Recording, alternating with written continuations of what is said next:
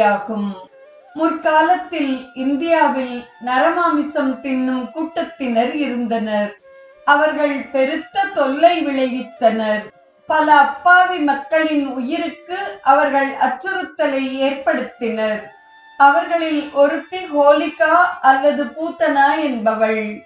குழந்தைகளை விழுங்குவதில் அவள் பெரிதும் நாட்டம் காட்டினாள். பகவான் ஸ்ரீ கிருஷ்ணர் அவளை கொன்று குழந்தைகளை காப்பாற்றினார். இந்த நாளில் ஹோலிகாவின் கொடும்பாவி தீயினில் எரிக்கப்படுகிறது. தென்னிந்தியாவில் களிமண்ணால் செய்யப்பட்ட காமன் அல்லது மன்மதனின் உருவம் எரிக்கப்படுகிறது.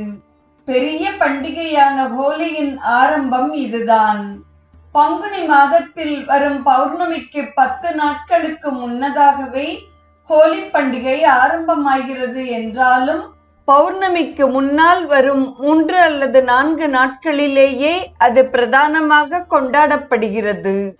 இந்துக்களுக்கு இது ஒரு வசந்த உற்சவமாகும். வசந்த காலத்தில் எல்லா மரங்களும் நறுமணங்களுடன் கூடிய பூக்களால் நிரம்பி காணப்படுகின்றன.